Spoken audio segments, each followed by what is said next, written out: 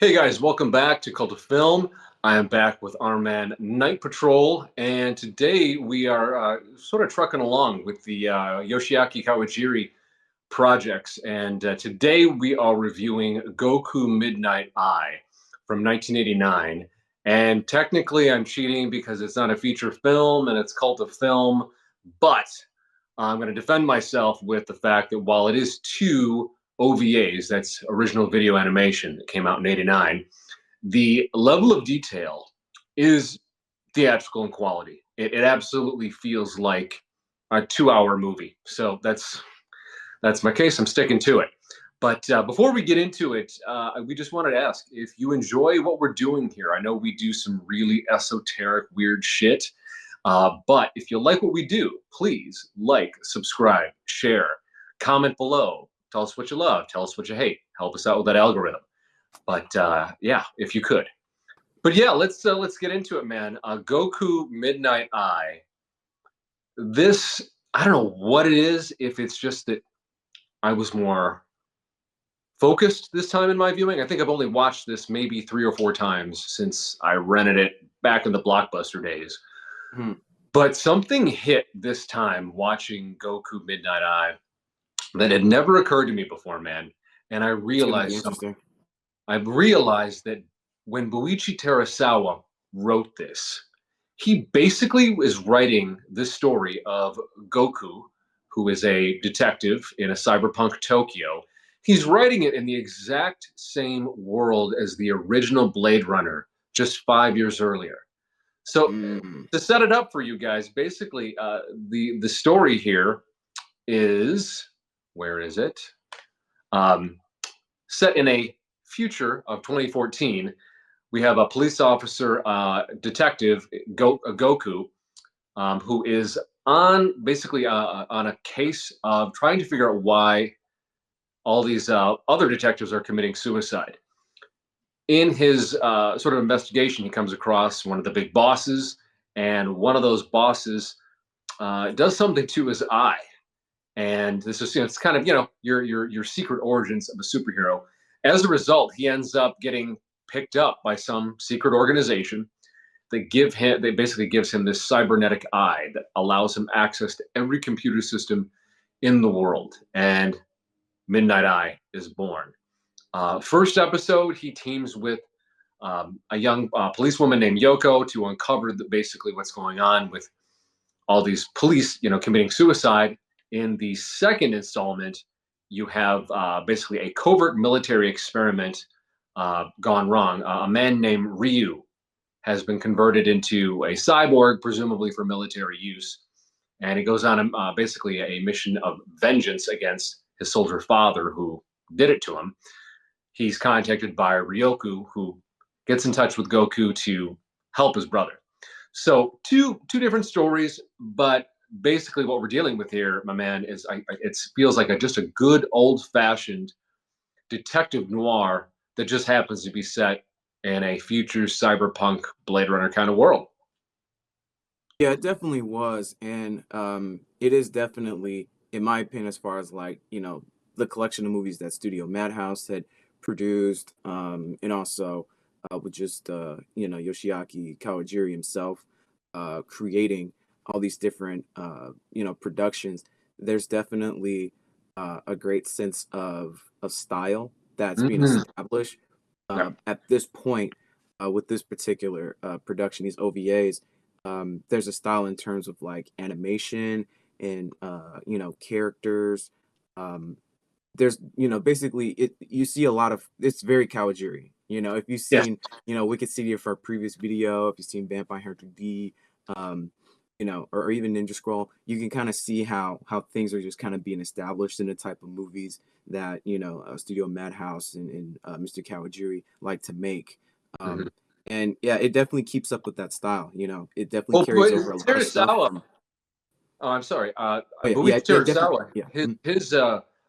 His style of story, because I mean, I failed to mention that Buichi Tersawa, he gave us Space Adventure Cobra. So he gave us the super cool agenty type guys with the sleek, beautiful women. Some are friendly, some are femme fatales. And that's very much in the style with Midnight Eye, and that fits hand in glove, like you said, with Kawajiri's work. There's that MO of dangerous men and even more dangerous and beautiful women. And man, this really works. I was surprised at how few good, like, positive reviews there were of Midnight Eye. I know it's a little, I guess you could say it's weird or odd, but it's, again, I would encourage people, if you enjoyed Blade Runner and the anachronistic and very sort of patchwork aesthetic that that movie has, all under the noir sort of genre, you should be able to enjoy Midnight Eye.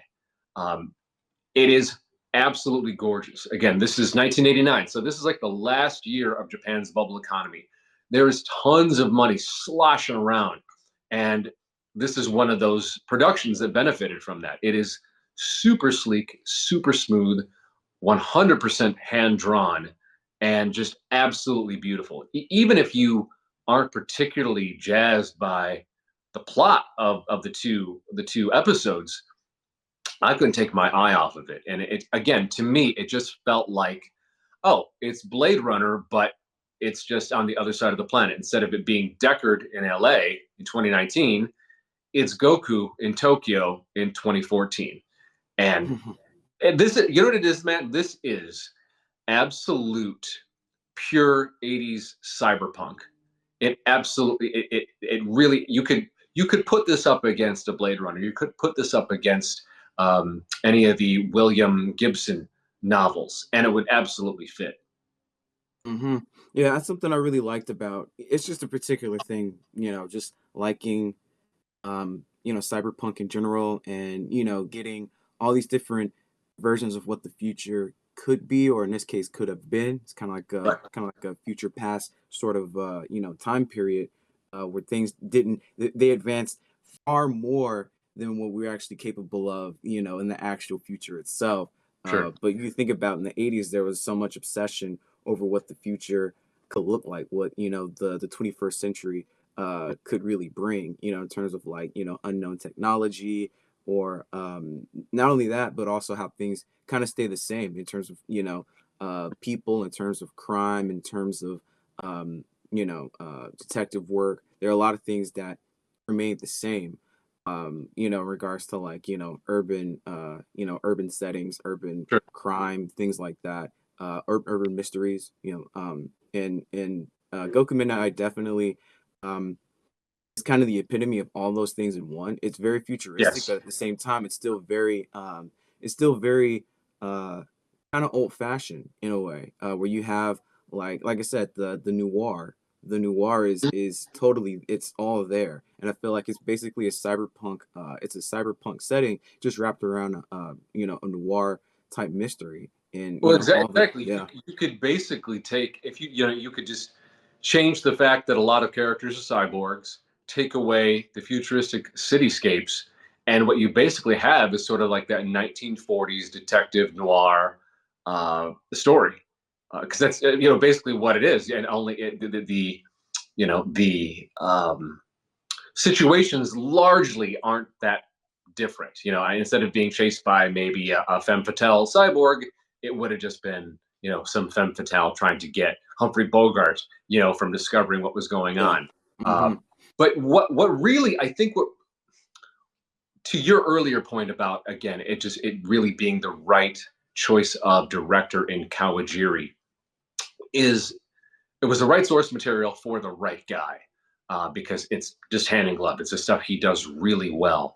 One of the things that I really love about this is, and this goes to Buichi Tersawa's aesthetic, is you have, you know, it shouldn't work, but the fact that Goku is a detective who, he wears a black suit with a black tie, but no shirt.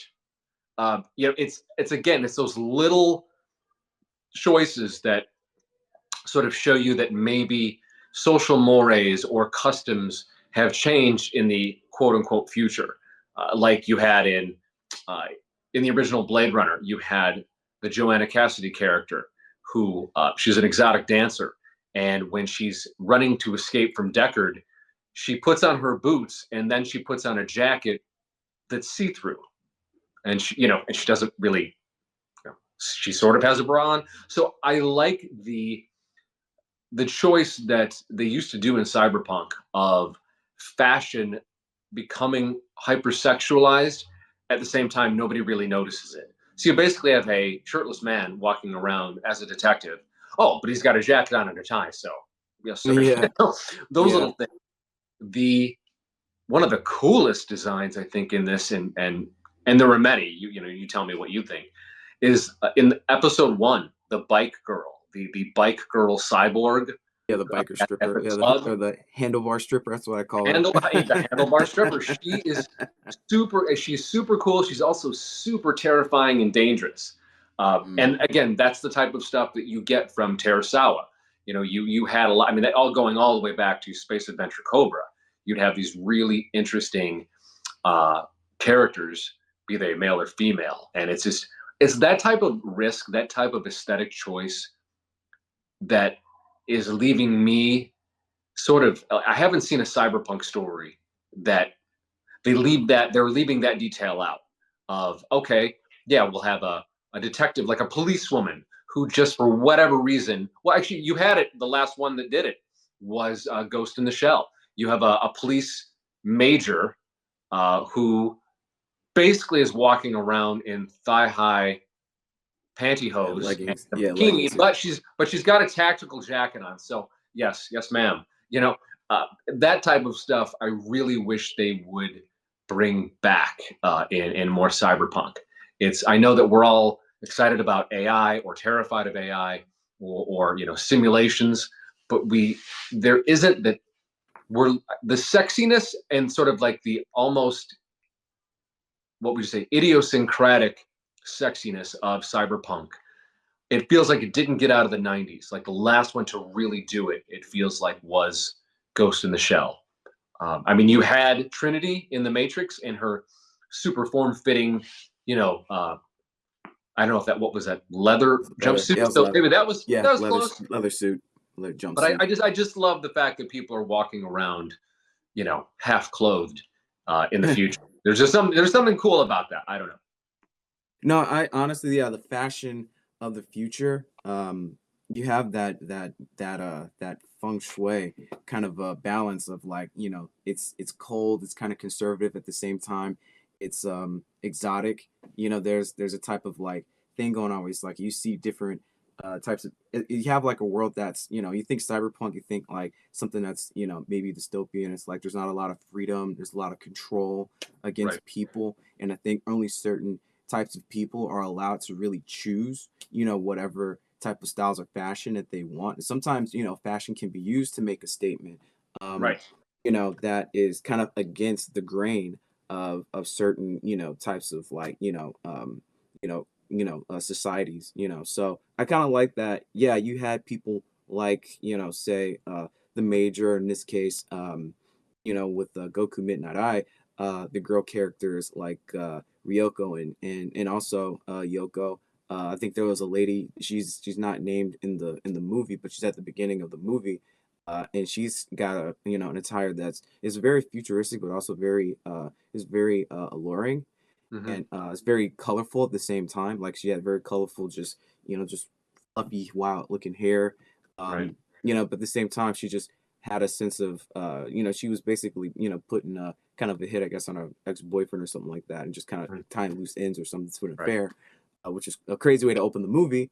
But yeah, I think about how fashion works, and I think it's designed. Fashion is definitely a window into the personality of the characters and how Mhm. um, the characters either blend in or how they stand And out. out from their surrounding environment. So you could think like a place like 2014 Tokyo in this particular show, how there's a contrast between how a lot of the characters, how Goku and a lot of the other characters that Goku interacts with, they have certain styles, that either blend in or stick out from the actual city of Tokyo itself. First thing he mentions is that, oh yeah, the city's been rebuilt 2 times already. They keep rebuilding on this, shaky, this shaky ground or whatever. And how it's just some certain characters that really fit in this story. Only certain characters are allowed to really exist in this story, Right. which I thought was very interesting. And they all do have very distinct. Um, they definitely have distinct styles and personalities that kind of go along with their appearance, which I do like from the character designs. And then you just have people that just wear uniforms or just either henchmen or they're they work for the military. It's like military guys in there, and there's also the police forces that are there. They all wear different uniforms, and the uniform is designed.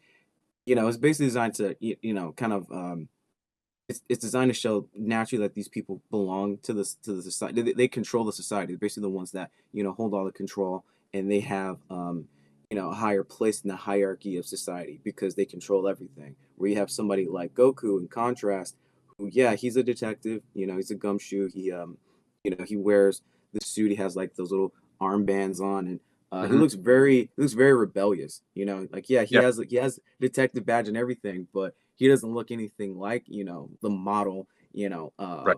police officer or something. So he's definitely very self-aware and very grounded in who he is and Hmm. his personality, his persona.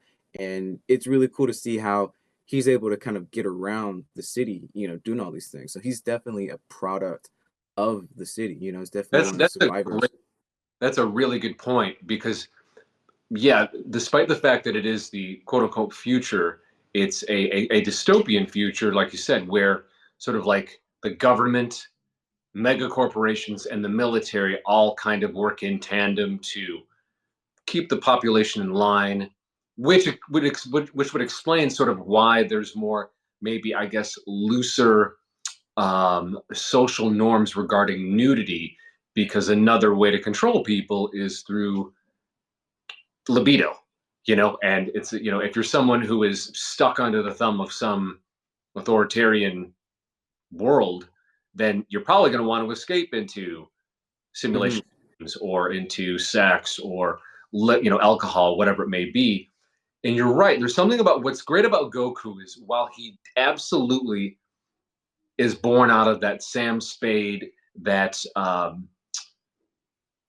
the Bogart style 40s gumshoe, and this he's birthed out of that. He's existing in the super futuristic world, but to your point, he's a product of the city, so he's able to get around all this hyper technology, not just because of his midnight eye, but Hmm. because of the fact that he knows the streets, despite all the technology, despite all the control, despite all of the distractions that exist in this futuristic dystopia. He still walks the beat. He still drives around town. He still knows people. He hits up the bartenders and the gal on the corner, and that really, it grounds it in, and it grounds his character. Whereas I feel like if something like this was done today, everything would be him constantly, lighting up the eye and downloading this and breaking into that. I appreciate that they don't lean so hard on, like, he obviously uses the eye to steal Hmm. a helicopter, to get cars, to break into different buildings and so on, which is cool. But it's not just him doing that. It's him using his organic brain, his charm, going back to the context he's clearly cultivated over his career as a detective, and that just makes it so much cooler. Yeah, definitely. I agree with all that. Yeah, and kind of going back to the whole, um, fashion and personality and social hierarchy thing. Uh, yeah, Goku's in the center of it all, from the very start, which is really interesting. And then he's, put in a position where he's actually capable of doing whatever he wants with any type of technology because of that cybernetic eye. And what he decides to do, he's literally given the option straight up that eye is so powerful and it's so ubiquitous that yeah, he could basically get launch codes for nuclear for nuclear missiles and basically cause World War III and destroy everyone if he wanted to. But instead, he actually used the eye against people in high positions of power, and not just people who were just, the authoritarians, but also the ones that were kind of like the dogs of war, like the guy in the first episode. I think his name was Hakuryu. Yeah, Hakuryu was like an arms dealer, and he was kind of like the main big bad of the first episode.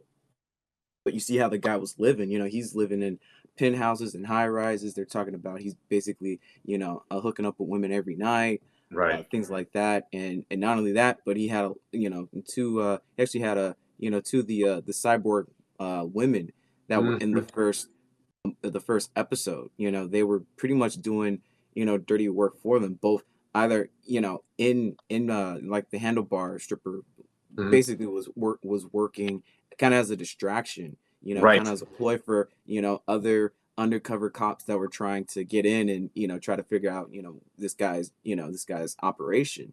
And then Right. you The have the bike the pe the bike hit stripper was a distraction, and then they deploy, I guess, what you call the peacock girl. peacock lady. Yeah, I just call her She peacock was cool, lady. man. I, Yeah, she's I pretty awesome. she was cool looking, man. Yeah.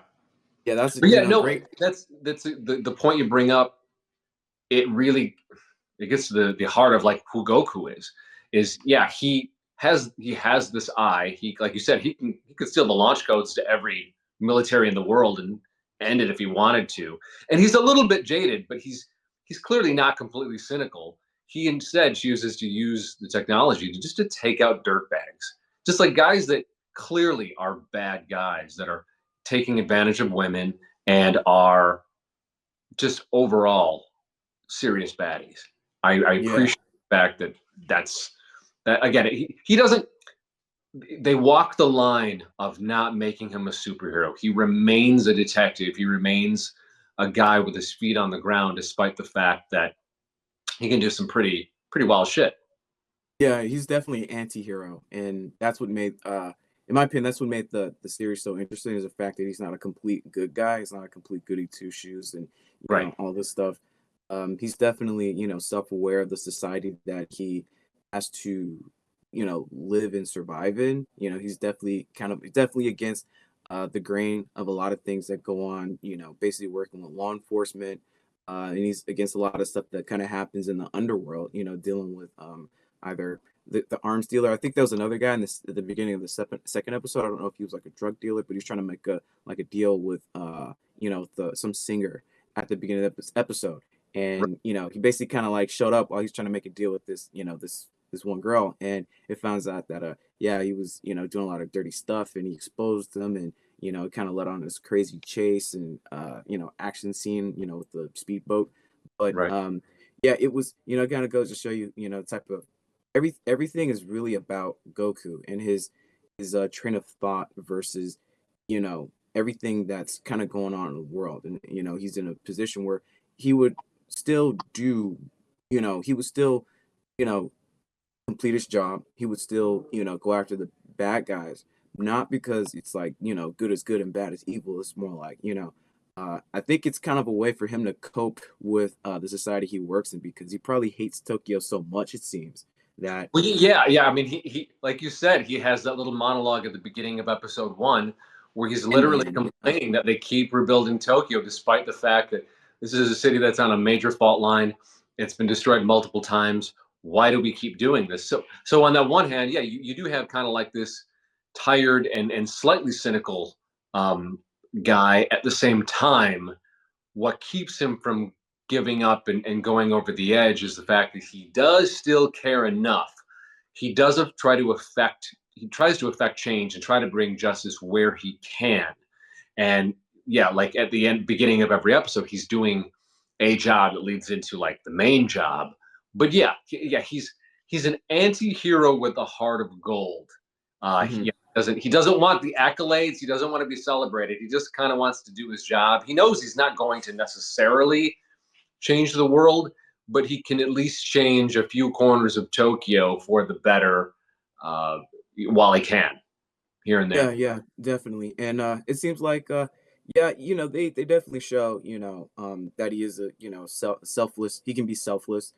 Um I think that's what kind of like drives the story, is the fact that um a lot of stuff may not involve him directly, but the things that do indirectly involve him, like say like people from a unit that he worked with were, committing suicide in the first Right. episode. He said that, people that he knew that he, cared about or had some type of relationship in the past were getting killed, made the first, the case of the first episode personal. And Right. even after he was kind of taken off of the case, he still was compelled to finish the case and, go after Hakuryu, especially after, I won't say the name, but one of the Right. main characters in the first episode passes away, and kind of naturally drives him to want to pursue a resolution even more, Sure. which is good. I mean, and it's like I said, it's the I would say the episodes themselves as OVAs, like it definitely made me want more. It definitely made me want to see more from this character in this world, or what other type of characters could show up that could Right. be a challenge to maybe not only Goku himself but also to the have what type of impact would these type of characters have on Tokyo if um Goku wasn't there to do anything about it. Right. There's definitely a lot of dirty stuff going on, and Goku was there to basically deal with it in just 2 episodes, which I Yeah, thought was no, really cool. I absolutely, dude. It's great that we got the little bit that we did get. But I agree with you 1,000%. I mean, I could have watched 10, 20 episodes of this. And we know that they probably couldn't keep up 20 episodes of this, but but more would have been great. You have 5, 6, 8 episodes. Some maybe even just like a bubblegum crisis, sort to mention another great cyberpunk anime, uh, Mm. a bubblegum crisis sort of sized series of 7, 8 episodes. That would have been, like you said, even better. Like they were clearly setting the stage that he would take cases even beyond his immediate world of being as a police detective. Um, we go from episode 1 where it's personal, it's other detectives and all of that, to then he basically takes a job because of just out of a sense of justice. Um, and there's parallels. I don't know if you've ever seen it, but another great and underrated cyberpunk anime, also from the 80s, is AD Police. It's a Oh nice yeah. companion, even though it's the prequel to Bubblegum Crisis. It really Mm. does touch on similar themes and similar aesthetics as Goku Midnight Eye does. That's another one everybody should watch. That's 3 episodes. I think 3 50-minute episodes. So, and that was, I think, 1990. So again, just a few of these things that just got in right under the wire before that economy took a turn. But Hmm. yeah, Midnight Eye is it's sleek. It is really detailed. It's smart without an overly complicated plot. That was one of the, I guess, criticisms from some of these other vloggers I watched on YouTube. It's like, well, there Yeah, isn't yeah. much of a story. There doesn't have to be, in my opinion. Again, everybody's different. Everybody has their own taste. That's like But it's an OVA. So I mean, honestly, for certain, like yeah, usually with OVAs, there's usually kind of like an unlimited, uh, amount of storytelling that can be done. It's pretty much unrated. So back then, studios or directors could basically animate or basically have whatever story they could basically make whatever they wanted. With right, the OVAs, and with the anime, on TV shows or certain ones are like feature length. Basically, the TV shows, there were restrictions, but OVAs, they were, all the studios were unrestricted. So there was definitely a lot of, uh, you could tell there are a lot of concepts and characters and ideas that these guys wanted to make, and they sure. used the OVA platform to just pull them out there and just really show off what their studios could do. No, and That that it was such an embarrassment of riches, the OVA uh, platform, basically, that I think we had OVAs. I mean, obviously OVAs exploded because they started in the 80s, were rocked pretty hard through the 90s, and but I don't know that we. I guess we still got OVAs in the early aughts and tens, but again, by then I was kind of out of the game. yeah, But yeah, yeah, it was a fun platform where, like you said, okay, we can't do this on TV, and we don't have the budget for Haruki Kawakawa Productions or for Sunrise to make us a film. So great, we've got 2 really solid futuristic detective stories. We'll just do 2 50-minute episodes, and that'll be just 2 beautiful little gems, and that'll be it. and Yeah. that's exactly what this is. I again, once I realized while I was watching this, I'm like, oh shit, this is Goku is doing what he's doing in Tokyo, while Deckard is doing what he's doing in LA. This is basically the same world. Like and you could say the same thing Yeah, about loosely. Yeah. Bubblegum Crisis. I mean, if there is an anime out there that was, you could clearly see how influenced it was by Blade Runner. It was Bubblegum Crisis, but Oh yeah. Without Goku a doubt. was too, and it's nice to see it fleshed out. Because Blade Runner kind of came and went when we now know it's a masterpiece. It's lauded. It's critically acclaimed. But when it came out, it wasn't. It came and went, and it was slept on. And it's slowly by word of mouth, people appreciated it. And I Hmm. think Midnight Eye, it really should be up there with Bubblegum Crisis. It should be up there with Ghost in the Shell. The quality of the animation, one, two, the Yeah. audaciousness of just the character designs. Um, just it really is of that level, even if you only got a little bit of it made. So Oh, that's all that is so true. That's definitely one of my favorite takeaways from the animation. Like the animation is so pristine.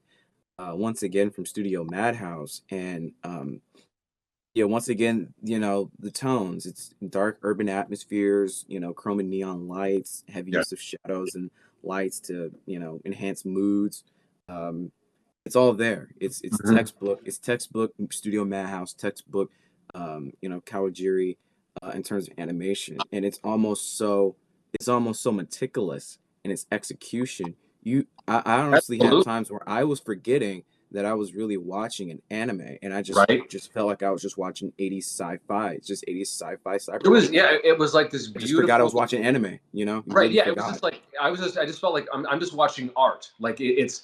I was telling our producer Brian that it's like I said, it was one. It's I haven't enjoyed watching or rewatching anime more than this one, and I've loved all the stuff that we've revisited. I love rewatching Wicked City, and even then, I don't know if just my lens has gotten better or if because my back catalog of film has just grown so much in the past 5 years that now when I'm sitting down and rewatching things that I saw when I was 17, 15, 14, I'm really looking at it with new eyes, midnight eyes, you might Mm, say. No, yeah. but really looking at it in a new way, and I'm like, oh shit, this is Blade Runner Japan. That's what this is. And then the Yeah. minute that clicked in, I'm like, fuck, this is good. This is so good. And so, and then the criticisms of, oh, people who didn't get the bike girl, people who didn't. It's like, what's up with the peacock cyborg lady? I'm like, what's up with it?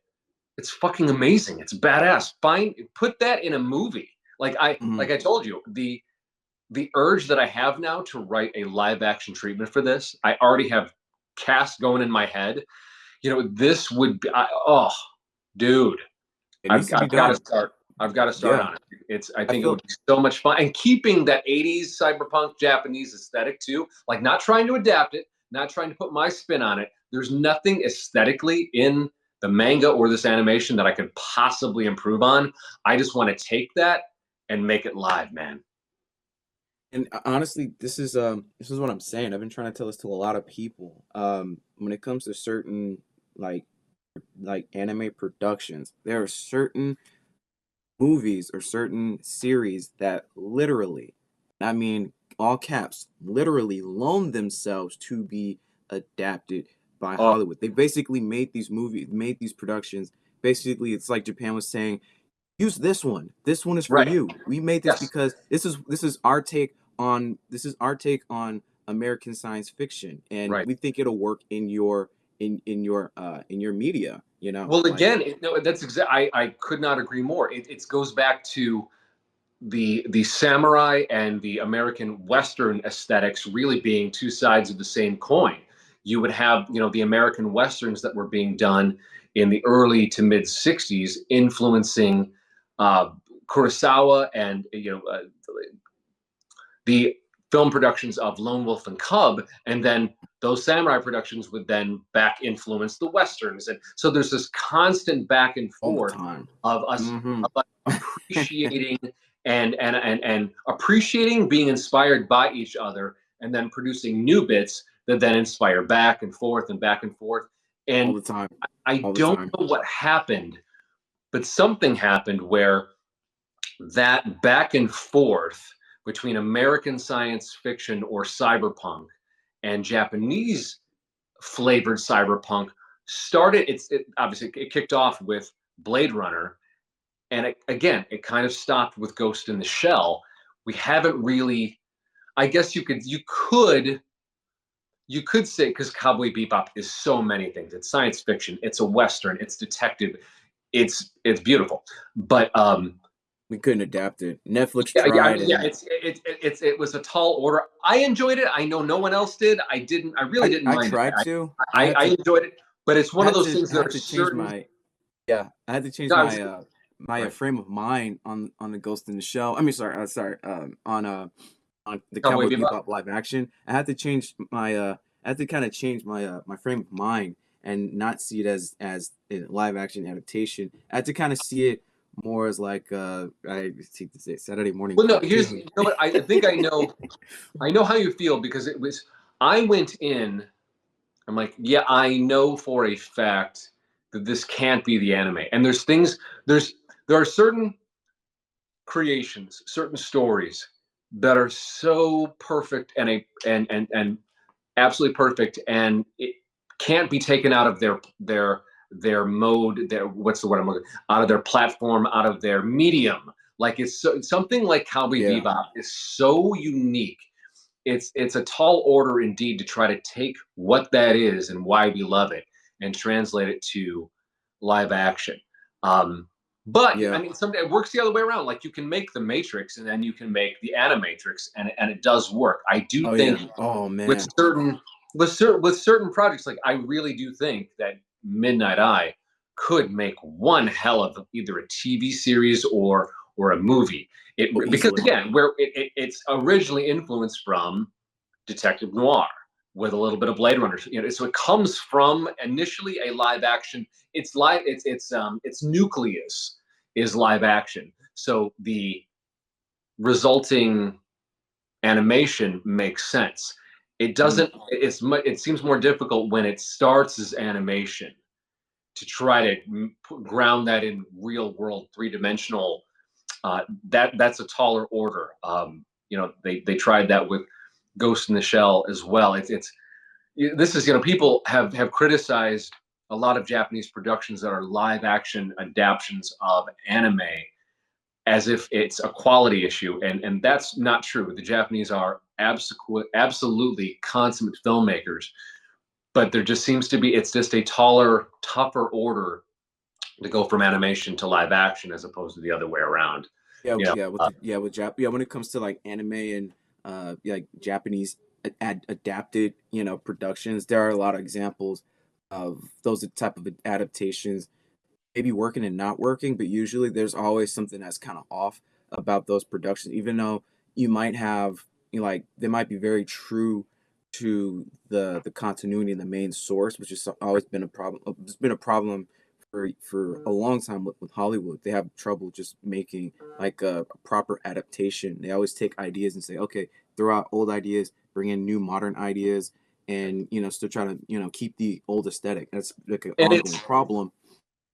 it, But with the it Jap, no, oh sorry, yeah, absolutely. and It's with the Japanese, an example of them having a hard time. You could even look at some of the modern stuff like Gantz, the Gantz manga and anime and movie. They're almost like three completely different right. products. The adaptation, I'd say, for the first movie was interesting, but then they kind of went and did their own thing, probably because the manga wasn't finished and they went in a completely different direction too. But that's an example. The live action Attack on Titan took a lot of risky changes with their production, and it didn't, it just didn't. The execution was off. The Full Metal Alchemist movie they tried to make, the Rurouni Kenshin movie that came out, that was live action. That was probably one of the better live action adaptations that came out in Japan. Right. Yeah. That That was was a good well example. received too. And it Yeah, does. I think it. But again, Rurouni Kenshin, it's it's a straight up samurai genre.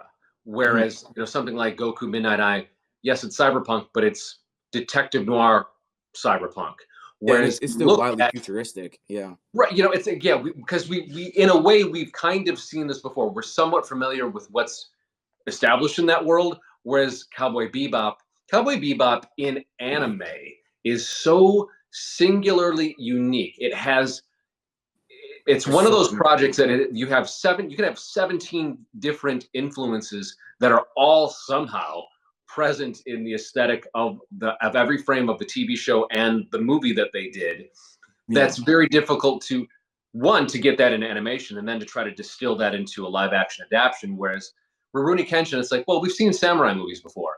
Okay, this is a particular samurai story. Yeah, we can go from anime to live action with that. I think you could Yeah, do that that one's with pretty Midnight easy. Eye. So Yeah, I the think it scale. depends. It depends on the genre, and it probably helps if you have maybe one or two genre influences. But when you Mhm. have like 20, like Cowboy Bebop has, that's going to be a tough order. But Yeah, I don't want to get I yeah. don't want to get too deep in the weeds. Um, this But was I this like the idea about it doing an adaptation of Midnight Goku because this is yeah something I definitely want to get this in on the video. This is something that I think so many people need to take in consideration.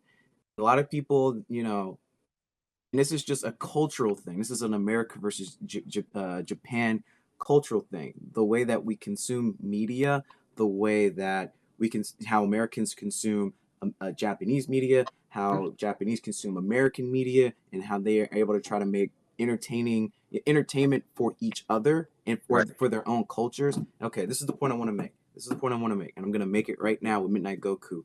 Midnight Goku is Midnight Eye. probably I'm sorry, Midnight Eye, Goku Midnight Eye, thank you. Goku Midnight Eye is probably one of the most authentic 80s American um, uh, cyberpunk noir like projects to come out of Japan. And it really shows you just Yeah. how well the Japanese or Studio Madhouse and Tersawa and Mr. Kwawjiri, it really shows you how well they know the American audience because they study these types of movies. They study cyberpunk. They study Right. things that happen in Japanese culture via crime or drama or whatever, and also American detective stories. It really shows that they were to make a project that was so, like I said, meticulous. A lot of people, harped on the show. They had complaints about the voice acting or the character development or the portrayal of women and shit. But I mean, honestly, the thing is that it's so American. You know what I mean? It's a Japanese production that really shows you just the depth of their understanding about American cinema, American science fiction, American mystery, American noir.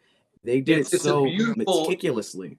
It's no, You know what I mean? you're absolutely right. It's People again forget that these that guys are beautiful. Japanese. They have their own culture and they don't know. A lot of people Well, like average it's I Japanese think people don't really it's know nothing important. about American culture, Well, but these it's yeah. guys, genius, you know? No, they're absolutely geniuses. I do love that constant back and forth in terms of our sharing our cultures through our art and our stories and our different mediums, and to see it reflected back to you through a different lens.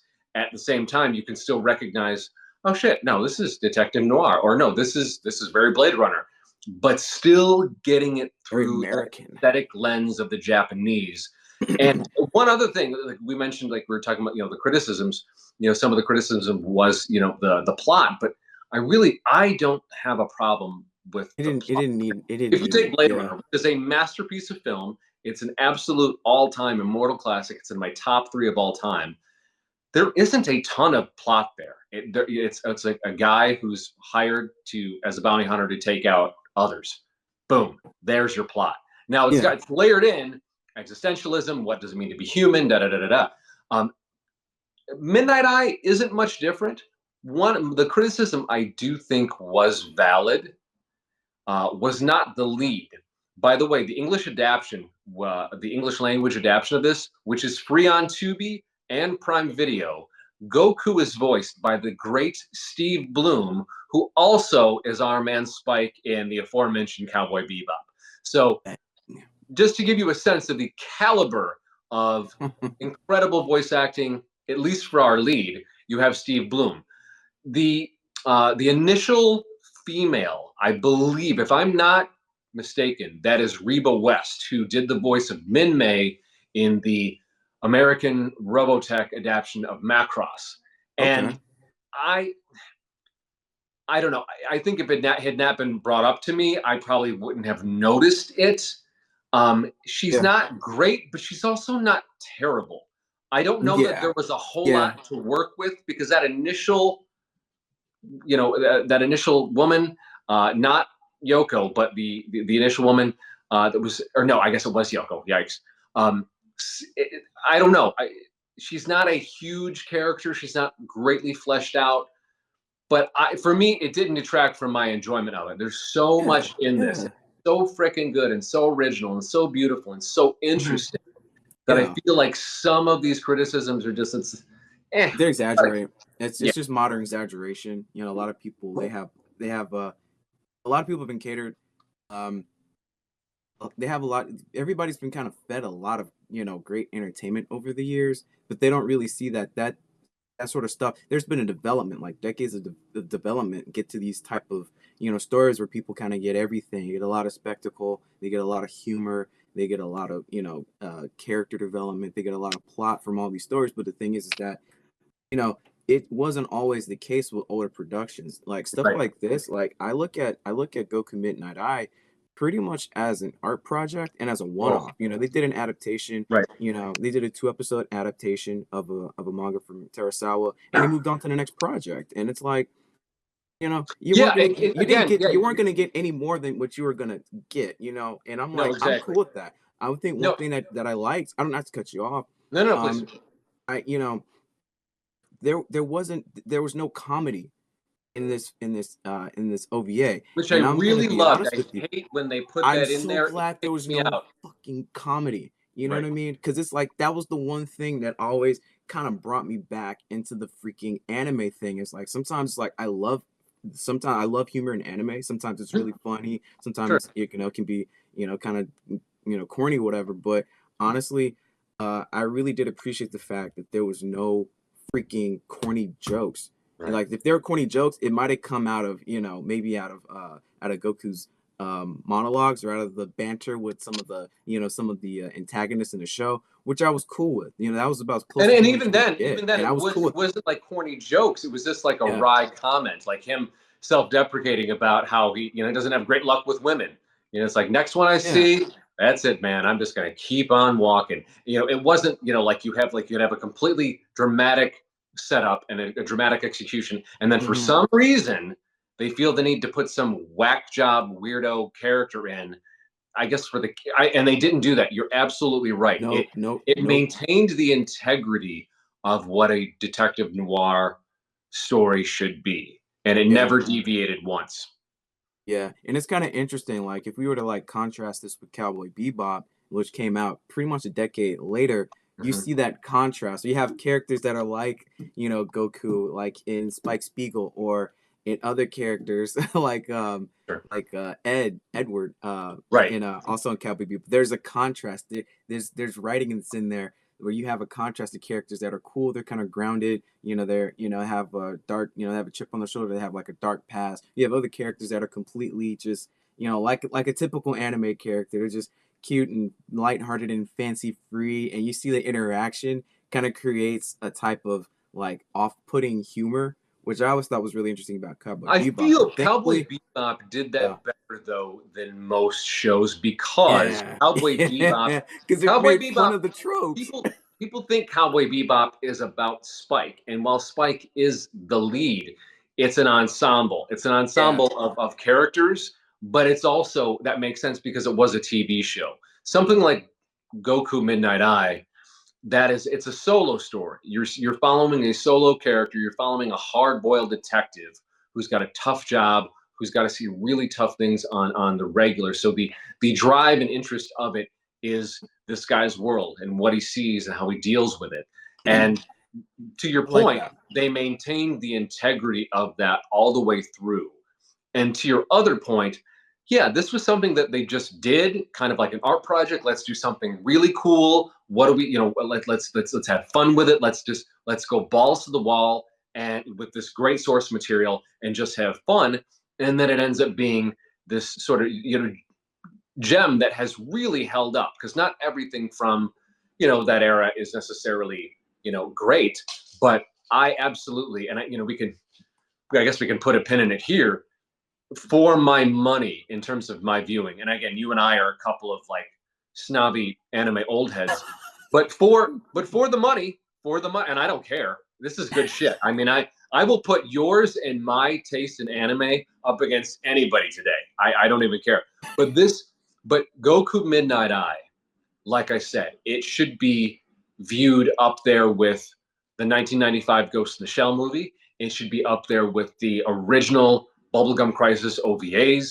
It should be up there with Wicked City, because it really, the overall quality, the integrity of the story and the characters, it absolutely works. And so I was glad that you were willing to revisit this with me, because it's definitely, it's a good so one. good. Yeah, it's a fun. It's definitely a fun, definitely fun WoW production, and I am so excited about the whole idea of trying to turn this into an adaptation. Because man, I've got some notes put down, and we'll see what happens. But I'm really enjoying this Kawajiri wormhole that we're going down, because obviously your sensibilities and your tastes do change as you get older, and as an adult man now, I don't know, Kawajiri, he's just really hitting all my taste buds right now. And I kind of want to keep going on the Kawajiri train, man. We'll see. Yeah, absolutely. He's definitely, a master. He's just a master at his craft, and I feel like that. We're watching anime from a period where all these directors, all these studios were really trying to make it a point that, anime was, or at least the stories they were going to tell, they were visionaries. They were making this stuff that was going to last for 50 years, maybe even 100 years. And it's worked. It's working. You know what I mean? It still holds up. It holds up. If one thing, it holds up visually. You know what I mean? If stories, depreciate and times change and people aren't cool with that, then so be it. But honestly, nobody can contest, the way that, he writes the stories and the ways that he shows the visuals. It's just delivers. Kawajiri is undoubtedly a genius, and Midnight Eye, it's a perfect marriage between the source material of Buichi Tersawa's manga and just the perfect guy to direct and to do the designs, the storyboards and the characters. But this was fun, man. This was great. And maybe one last thing. There was a brief Easter egg in the very beginning of Cyber City Oedo 808, which we'll have to figure out what the next Kawajiri should be. If it should be Cyber City or it'll be Demon City Shinjuku. But we'll talk offline about that one, man. But this was a lot of fun. And guys, we talked a lot about what went on in these two episodes. We didn't spoil everything. There's still a lot left on the table. Yeah, go watch it anyway. And even if we spoiled it, it's you're still gonna visually. It's still fun to watch. Just watch it. So fun to watch, and again, you can catch it for free on Tubi and Amazon Prime. We'll put the links below. Again, if there's something that we're missing, something that's along these lines, something you'd like us to review, something that you think would fit, comment below, like, share, subscribe, and me and Mr. Night Patrol. We'll see you next time. All right. Thank you very much, guys. Thank you. Thank you, Kyle.